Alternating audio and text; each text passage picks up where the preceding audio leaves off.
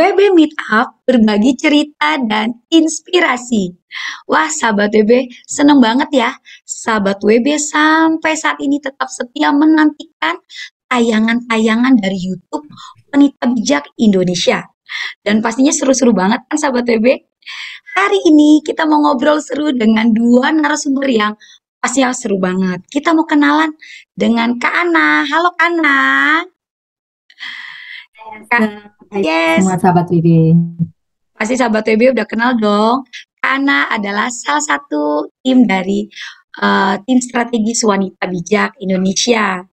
Kemudian ada ibu yang super seru dengan Ibu Herlina. Halo Bu Herlina. Halo, halo sahabat WB. Ya sahabat WB, Bu Herlina ini sampai saat ini tetap setia untuk berkebun. Dan hari ini kita mau ngobrol seru tentang berkebun. Karena itu tema kita saat ini adalah home farming. Berkebun di rumah. Berbeda dengan homeschooling. Kalau homeschooling kita belajar di rumah. Ternyata berkebun juga bisa di rumah loh. Nah, sahabat WB, kita harus menemukan betapa serunya berkebun di rumah. Karena itu kita mau nanya banyak sama ibu-ibu yang suka banget berkebun.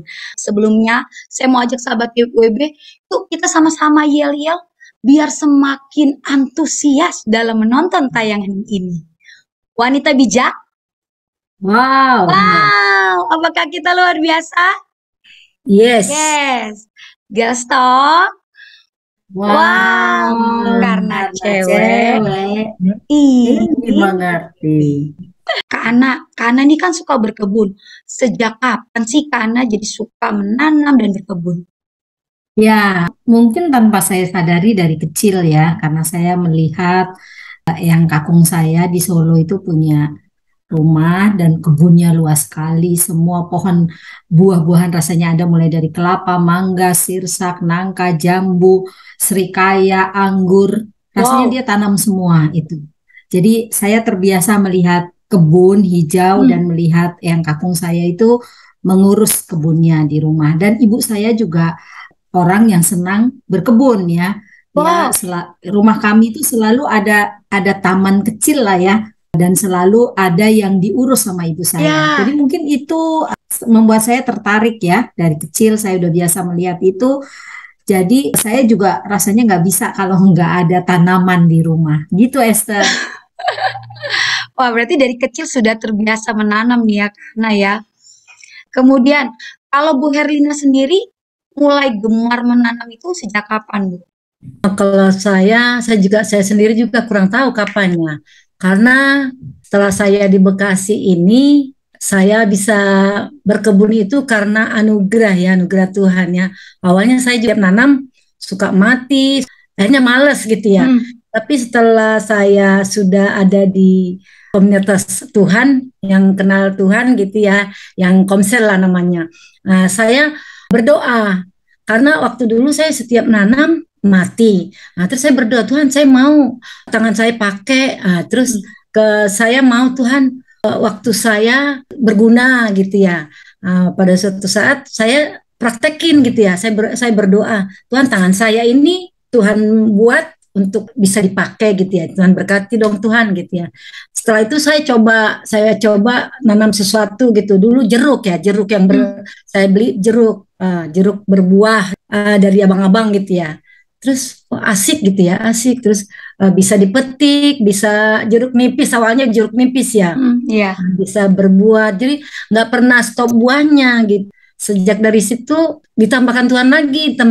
Saya bilang gini, Tuhan saya mau dong punya kebun yang ada kebunnya. Kalau ada rumah, maunya rumah itu ada rapi dan ada kebunnya, nah, gitu ya. Hmm. Terus Tuhan Iya. jawab. Setelah dijawab, Tuhan, saya bilang lagi sama Tuhan, Tuhan, saya mau dong ini kebun, ini ada kebun karena di pinggir jalan di kali ya di Purnas 2 ya Hmm. kali gitu. Ah, ini lahannya kosong banyak hutannya gitu. Terus doa lagi, setelah berdoa lagi dikasih lagi hikmat sama Tuhan. Setelah dikasih hikmat, ada abang-abang tukang pupuk. Saya baca itu nomor teleponnya. Setelah saya baca nomor teleponnya, saya minta ke tukang pupuk itu supaya saya dikirimkan pupuk. Awalnya saya bukan niat untuk jual gitu ya. Terus saya untuk diri sendiri gitu, untuk make, untuk pupuk Untuk gitu ya. tanaman sendiri. Untuk tanaman sendiri. Nah, tiba-tiba dengan hikmat dari Tuhan sendiri yang ngajarin ya, pas dikirim terus banyak, ini banyak ya 200 bungkus.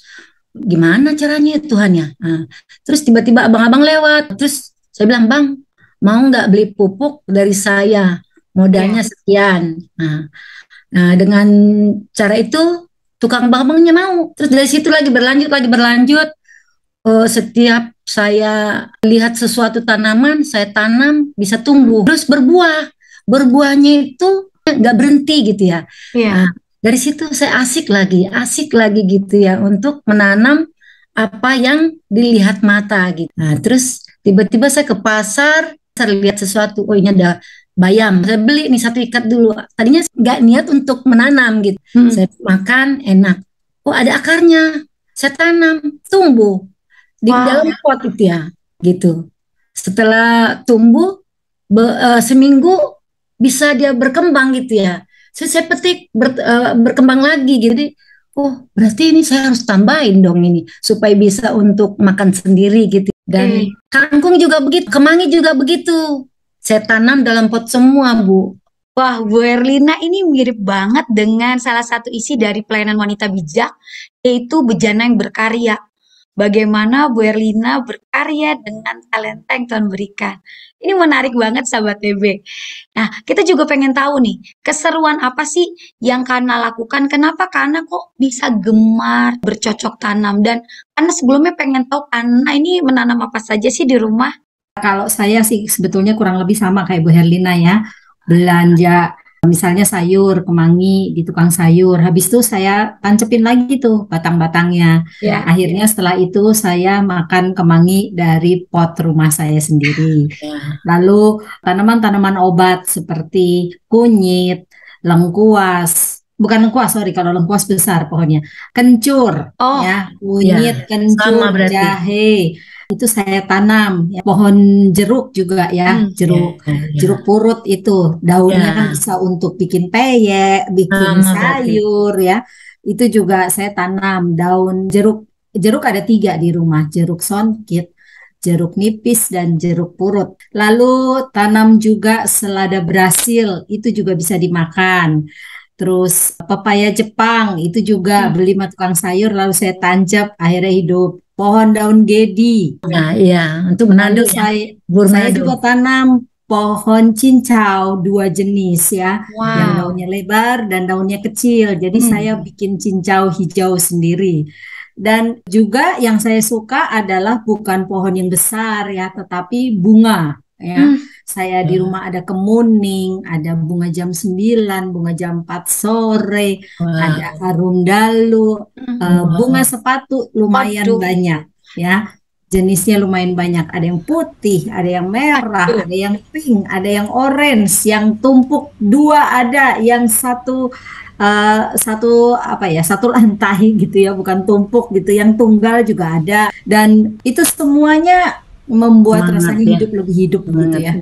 Jadi kalau udah pusing, banyak urusan gitu, lihat aja tuh anak-anak hijau saya bisa segar kembali. Cabutin rumput ya, bersihin, pruning, ganti tanah, itu menjadi sebuah kesukaan gitu. Rasanya hidup lebih hidup gitu aja sih, Esther. Benar. Kak, itu banyak banget tanamannya. Memang kebun Kakak seberapa besar, Kak?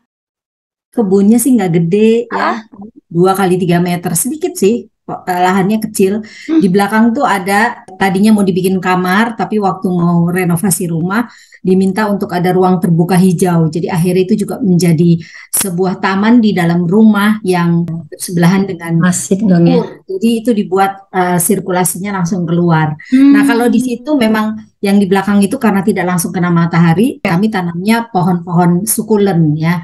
Jadi yang hijau-hijau itu aja yang gampang. Anthurium ya, ada sih yang satu pohon yang berbunga terus nggak pernah berhenti, padahal nggak diapa-apain ya, disiram jarang tapi dia berbunga terus. Nah itu juga menarik sih buat saya ya. Lalu kalau yang di depan itu ya 2 kali 3, tapi ada sebagian yang saya taruhnya di pot ya. Segala macam ya mirip dengan Bu Herlina juga. Jalan pagi, lihat tanaman, Ya, Aduh, bagus, minta lalu ya, tanam. iya benar. itu yang jarang sekali yang sengaja dibeli gitu Iya, ya. iya benar. Rata-rata yang dibeli pada mati malahan. Oh, Bukannya hidup malah mati ya. Ada satu yang dikasih temen juga benih pohon lavender ada ya. Ya, Jadi seneng aja setiap pohon itu mengeluarkan baunya sendiri. baunya, iya Dan benar. warnanya, bunganya ya. Nah, memang nggak kebetulan juga Jalan Kudus saya ini adalah naturalis, kontemplatif, dan indrawi. Jadi rasanya itu semua menolong saya untuk bisa lebih dekat sama Tuhan sih itu ya. Bukan cuma sekedar bisa makan konsumsi dari Iya, apa yang saya tanam. Kak, Itu Esther. boleh nggak Kak ceritain salah satu atau beberapa pengalaman Kakak dengan tanaman tersebut, terus kaitannya dengan Jalan Kudus yang Kakak alami, Kak? Oke, misalnya ya, belum lama ini ya, dalam seminggu, 2 minggu ini ya, ada satu pohon bunga namanya arum dalu. Arum dalu itu kalau bahasa Jawa tuh artinya harum di malam hari. Dan ternyata bunga itu memang mekarnya di malam hari. Jam-jam 8, jam 9 tuh lagi mekar penuh dia. Dan wangi sekali waktu dia mekar penuh. Tapi anehnya, begitu pagi nggak keluar lagi wanginya. Dan bunganya nggak kuncup. Di situ seperti Tuhan berbicara ya kepada saya bahwa segala sesuatu tuh memang ada waktunya, waktunya ya. ya. Ada Iya. waktunya dan Amin. saya memang hanya bisa menikmati bunga dan wanginya itu hanya malam hari. Wanginya wangi sekali, saya nggak bisa gambarin sih. Mungkin kalau orang yang tahu bunga ya, mungkin agak sedikit magis gitu ya wanginya ya. Karena antara sedap malam, kemuning, kenanga, bau-baunya kayak begitu. Tapi ini nggak bisa digambarkan. Dan bunganya cantik sekali. Bunganya itu bergerombol ya, terus agak turun ke bawah, warnanya putih. Tapi waktu dia mekar itu tuh rasanya bisa melihat sampai putiknya, sampai helai bunganya. Itu tuh luar biasa banget ya Tuhan ciptain sampai detil begitu. Kadang saya perhatiin bunga ya, bunga yang sederhana itu bunga jam 4 sore ya. Dia hanya mekar dimulai jam 4 sore. Jadi kalau saya cari pagi, bunganya udah nggak ada tuh, udah layu. Nah, itu Tuhan juga ingatkan bahwa manusia itu seperti rumput yang hari ini ada, lalu hilang. Amin, amin. Hidup ini begitu singkat. Jadi saya banyak sekali dialog pribadi saya dengan Tuhan waktu ngurusin si anak-anak hijau ini gitu ya. Selain juga menikmati kayak kemarin saya panen pohon cincau yang daun lebar. Jadi Wow, asik nih. sore saya mau bikin cincau. Wow, enak ya. Itu Esther. Wah, menarik banget, Kak. Iya. Jadi punya, bukan hanya memberkati Kakak, tapi ketika Kakak ceritakan memberi inspirasi juga buat kita. Oh iya, benar juga ya. Tuhan melakukan segala sesuatu indah pada waktunya. Ini menarik banget sahabat WB. Betapa ketika menanam juga Tuhan kadang bisa berbicara secara pribadi buat kita. Nah, untuk Bu Herlina, aku belum tahu detail nih, Ibu punya tanaman apa aja nih, Bu? Saya hampir semua yang ada di Ibu Ana ada di saya. Wow. Nah, cuman saya kalau bunga itu saya nggak ngerti nama-namanya. Oke. Karena saya nggak begitu ingat Bu namanya. Tapi kalau ada bunga saya tanam bagus, orang beli. Dibeli, oh iya lumayan ya duitnya, gitu, bisa jadi beli sayur gitu ya. Terus kalau ada orang yang butuh bunga nggak ada uangnya, tetap saya bilang ya udah ambil anaknya. Jadi kalau saya banyak buah-buahan Bu Ana, banyak contoh buah naga. Itu buah naga itu nggak pernah stop buah. Kebetulan rumah saya kan ada tingkat kosong di atas sedikit. Nah, saya bikin di pot. Jadi buahnya itu yang tapi paling banyaknya bulan 12 ya yang berbuah banyak. Tapi hari-harinya dia berbuah hampir setiap hari. Cuman untuk saat ini buah naga itu belum matang gitu. Iya. Jadi terus saya buat lagi jeruk nipis. Jeruk nipis itu saya nggak pernah beli buah jeruk nipis kalau untuk ikan. Dari Terus situ. jeruk nipis ada beberapa macam, ada 5 macam ya jeruk saya. Satu jeruk sunkist itu juga nggak pernah stop buah. Jeruk nipis, jeruk yang untuk yang daunnya untuk ikan itu apa? Jeruk purut ya namanya ya. Terus ada jeruk pepaya, namanya jeruk pepaya yang nggak pernah stop buah. Terus jeruk yang untuk pecel itu apa namanya ya? Saya kurang limo ya. Sama jeruk Manado yang bulat-bulat dia, jeruk Manado nggak pernah stop buah, paling banyak airnya untuk ikan. Karena dulu waktu saya di Papua, jeruk itu paling saya pakai untuk ikan, paling wangi gitu ya. Jadi rata-rata di saya itu banyak buah-buahan. Kalau bunga itu kalau ada dibuang-buang orang saya ambil, saya tanam. Kalau bagus kan kebetulan jalan ya depan rumah saya jalan di Perumnas 2 gitu ya. Jadi kalau bagus Bu itu bagus bunganya dijual nggak? Oh ya udah Ibu aku kan nggak tahu berapa harganya. Ibu maunya berapa? Nah gitu. Oh jadi dapat cuan ya nih Bu ya? Jadi dia yang nentuin. Terus berapa biasanya beli kayak gitu? Terus dia bilang oh ya. Terus mau sama mau ya udah saya semangat lagi tapi saya tinggalin anaknya ya saya mau gitu caranya. Terus kedua saya kebetulan di depan itu kan banyak tanah kosong ya punya orang kiri kanan nggak dipakai gitu ya saya pagar saya pakai tanam pisang tanam pepaya tanam pete besar tanam mangga tanam semua tanam apa itu yang untuk pokoknya untuk orang Batak lah rias. Tanam apa lencak kayak lencak ya kalau orang Batak rimbang.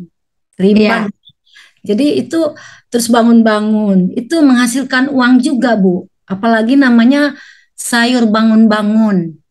Sayur bangun-bangun itu paling enak ya saya bilang itu paling enak sayur yang paling selalu membuat bangun hati bangun gitu ya. Jadi pernah itu sekali saya tanpa sengaja ya saya nanam dapat 50 ikat, saya jual ke pasar 3.000 satu ikat, jadi dapat 150.000. Itu sayur yang paling cepat menghasilkan duit. Di pot bisa, Bu. Nah gitu, itu namanya sayur bangun-bangun orang Batak tahu itu. Iya, tahu banget. Jadi kalau aku itu ada anggur juga. Cuman kebetulan anggurnya itu berbunga terus, berbuah terus, cuman kok asem ya. Nah itu yang saya belum tahu bagaimana cara. Karena saya ini sambil ngurus suami sakit ya. Udah hampir 5 tahun ke rumah sakit hampir tiap hari ya. Jadi ada pelajaran juga ya. Kalau tanaman itu nggak dirawat mati. Jadi saya berpikir gini, iman rohani saya juga kalau nggak dirawat akan layu dan mati gitu. Jadi saya sering kalau pulang dari rumah sakit kan saya jam 5 berangkat, dari rumah sakit saya lihat layu. Oh, tanaman aja layu ya gitu. Betul. Jadi saya suka cita selalu saya menghadapi apapun yang terjadi gitu. Contoh suami saya ke rumah sakit, jadi tapi ada kekuatan tersendiri dari Tuhan gitu ya.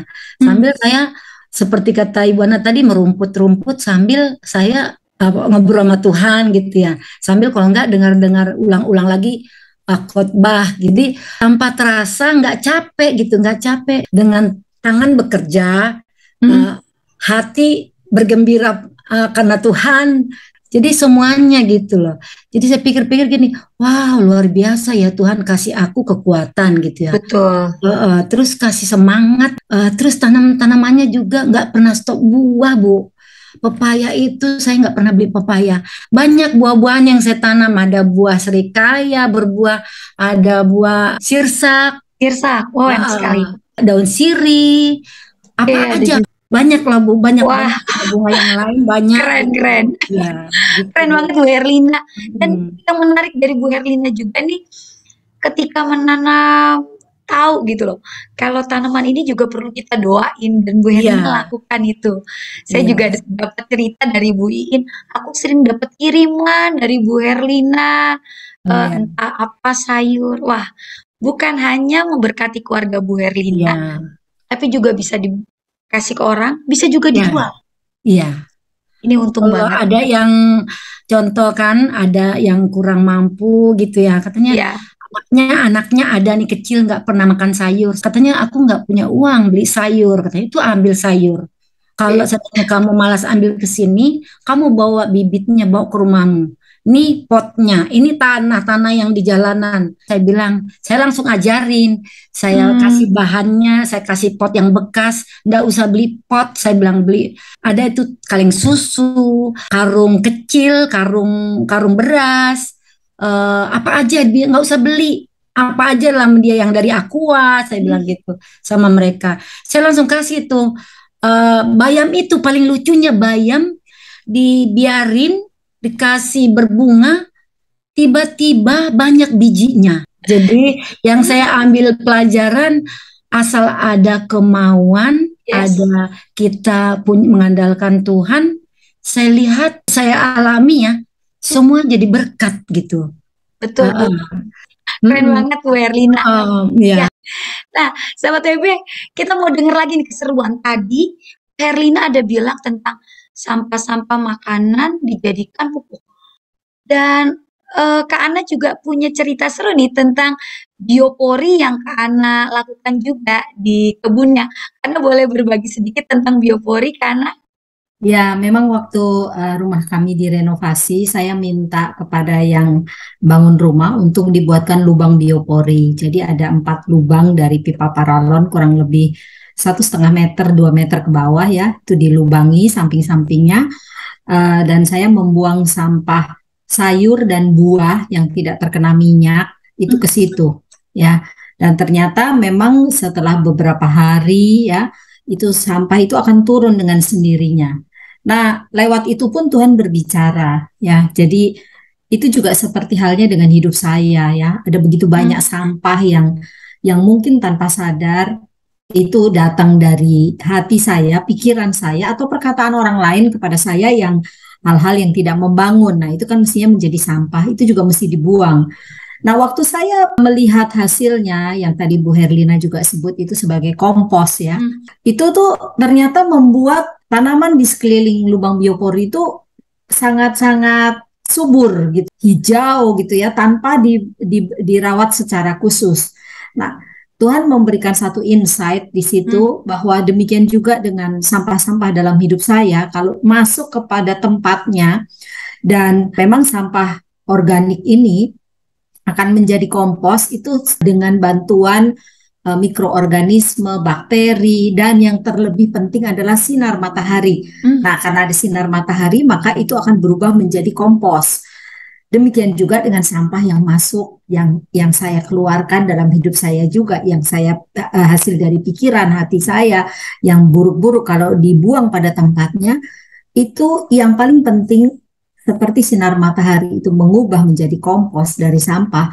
Sampah-sampah yang ada di dalam hidup saya itu juga harus ada di bawah terang firman Tuhan. Nah, itulah yang membuat itu menjadi pupuk buat jiwa saya. Saya menjadi lebih dewasa, saya jadi lebih mengenali diri saya mengenali Tuhan, dan tentunya saya bisa berelasi sama orang lain. Jadi setiap kali melihat lubang biopori yang 4 itu di taman kecil saya itu, saya selalu ingat bagaimana Tuhan berbicara, karena Tuhan berbicara sangat khusus waktu saya melihat hasilnya ya, seperti juga hidup kamu seperti ini. Kalau sampah-sampah itu kamu biarkan tidak dibuang pada tempatnya, tidak mendapatkan faktor sinar matahari, mikroorganisme, dan juga bakteri, maka itu cuma sekedar sampah, nggak ada gunanya. Tapi kalau itu ada di bawah sinar matahari dan ada mikroorganisme, bakteri, maka itu akan diurai sedemikian rupa oleh alam sehingga menghasilkan kompos. Demikian juga untuk jiwa saya. Jadi bersyukur banget ya Esther ya. Ternyata kesukaan berkebun itu menanam itu bukan hanya menghasilkan ya. Kalau saya sih memang nggak serajin Bu Herlina sampai begitu banyak ya tanamannya terus bisa dijual. Kalau saya benar-benar tuh ya memang untuk yang saya bisa secara pribadi lebih banyak mendapatkan insight ya. Itu dan sih. Menarik juga Kak, karena Kakak sampaikan sampah itu kan mesti dibuang. Tapi insight yang Kakak dapat ini menggambarkan tentang hidup kita, ternyata sampah-sampah yang kita alami ini bisa Tuhan ubahkan justru buat kita lebih semakin mengenal Tuhan. Terus kita mengalami banyak hal melalui sampah-sampah itu justru ya Kak ya. Iya, waktu kita terluka, waktu kita mengalami trauma, kita kan semua nggak ada yang kebal dengan semua itu ya. Sebetulnya itu adalah sampah-sampah ya. Iya. khususnya sekarang-sekarang ini perkataan orang ya, bagaimana terhadap diri kita itu akan sangat berpengaruh. Tapi kalau itu dibuang pada tempatnya, mendapatkan sinar terang firman Tuhan, maka itu akan berubah menjadi pupuk buat jiwa yang membuat kita makin dewasa, makin punya keinginan untuk menjadi lebih baik, berubah, bertumbuh, makin kenal Tuhan, makin cinta Tuhan. Nah, itu kan pupuk ya, itu yang membuat kita berbuah-buah seperti yang dikatakan Yohanes 15 ya. Itu kan kalau kita melekat pada carangnya maka kita akan berbuah. Mazmur 1 ayat 3. Ya seperti pohon yang ditanam di tepi aliran air ya, yang yang tidak layu daunnya dan menghasilkan buah pada musimnya. Identitas yang Tuhan berikan kepada kita. Kita tuh seperti pohon yang ditanam di tepi aliran air. Jadi Kak, itu artinya natur kita adalah berbuah. Ya. Kalau kita merasa kering, justru itu adalah alarm yang baik sekali untuk kita kembali kepada natur kita. Kita ditetapkan Tuhan untuk berbuah. Lah pohon aja dipikirin sama Tuhan sampai berbuah, masa kita enggak? Banget Kak. Sama satu lagi Kak, ada pertanyaan yang menarik Kak. Ini kita sedang ada dalam keadaan krisis pangan global yang terjadi di seluruh dunia. Bagaimana pandangan Kakak mengenai hal ini, Kana?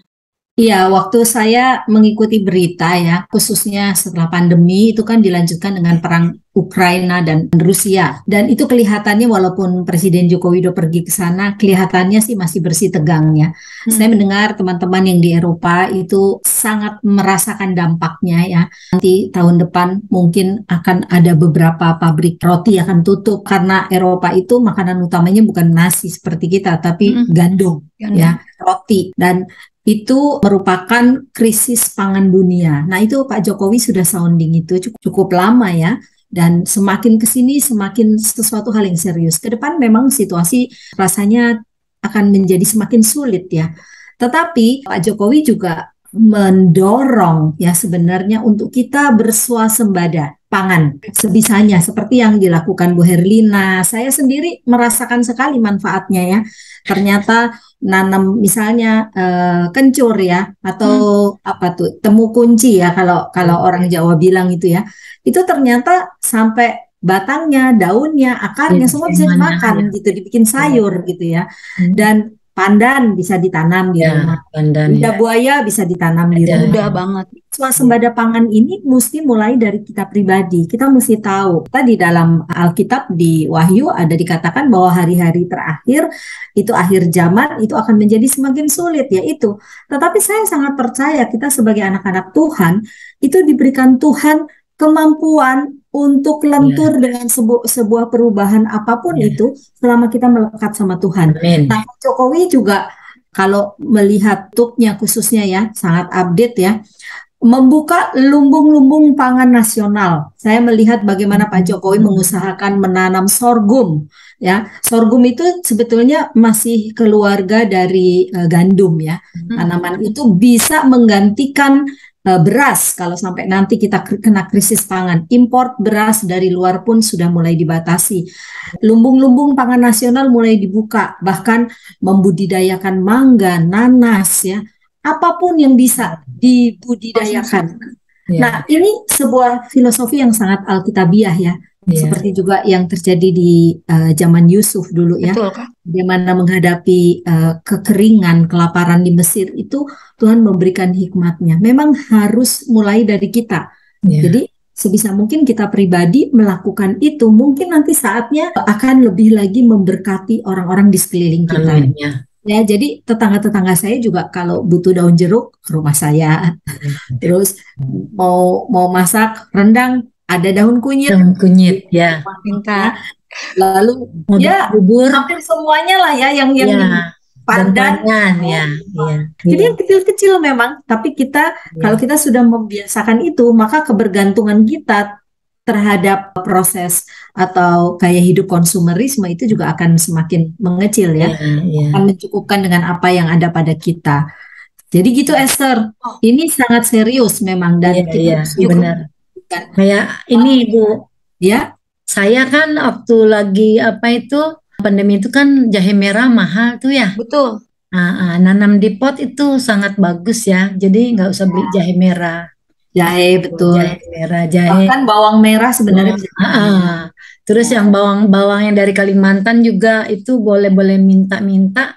Itu cepat banget juga itu. Bawang Jadi Dayak. semuanya serba pot pot gitu. Iya, jadi bahkan wortel sekalipun, wortel, kentang dalam pot cepat bisa. buahnya. Yang penting Iya, jadi ada sebenarnya sistem menanam ada banyak macamnya, ada yang hidroponik, ada yang dalam pot, ada begitu banyak gitu. Dan sebenarnya tinggal di kota juga nggak menutup kemungkinan untuk kita bisa menanam. Walaupun idealnya punya lahan ya, tapi kalau belum ideal ya sebisa mungkin kita swasembada pangan itu dimulai dari kita ya. Benar Bu. Hanya mendengar kata swasembada pangan udah puluhan tahun ya. Iya benar. Enggak swasembada juga, masih juga impor gitu ya. Tapi dengan ini kita ini punya banyak pilihan protein ya, nabati maksudnya ya, yang dari tumbuh-tumbuhan yang bisa menggantikan beras ya.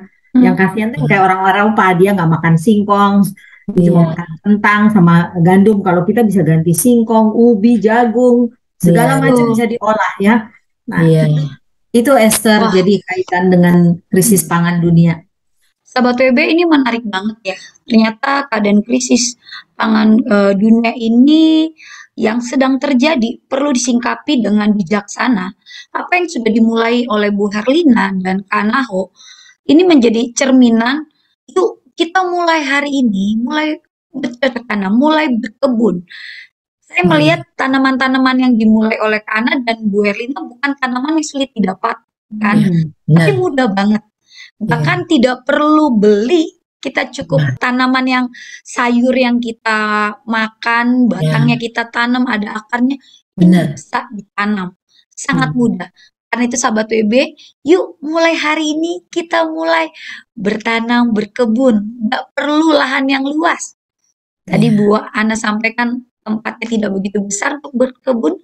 Bu Herlina juga menggunakan beberapa lahan kebun dia maupun yang ada di seberang jalannya. Ini memberikan inspirasi buat kita. Sebenarnya kalau ada kemauan pasti bisa. Ya sahabat WB, mulai dari hari ini ya.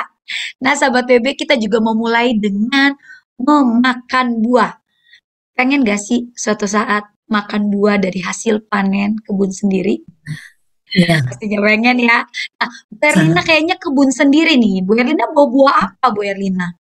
Saya bawa buah kebetulan yang matang ya. Yang matang yang bisa langsung dimakan itu saya punya buah mangga, udah saya kupas, saya tinggal makan. Sama buah jambu kristal. Nih, karena dari tadi aku makan sedikit, jadi ini yang untuk hal langsung dimakan gitu. Boleh Bu, sambil dimakan. Kalau Kana mau apa Kana? Aku udah sediakan pisang ya. Karena kalau di rumah memang kami tidak makan malam, kami makannya buah. Buah ya. Malamnya diganti makan buah, pisang, pepaya, buah naga ya, pokoknya makan buah. Ikan sahabat WB. Lester makan apa itu? Jambu air, enak banget, manis. Gak perlu. Saya tadi baru saya petik Bu. Saya bikin jambu kristal itu di pot. Jadi nggak pernah stop buah, nggak pernah dia nggak ada musimnya. Buah terus. Gitu Bu. Keren Bu.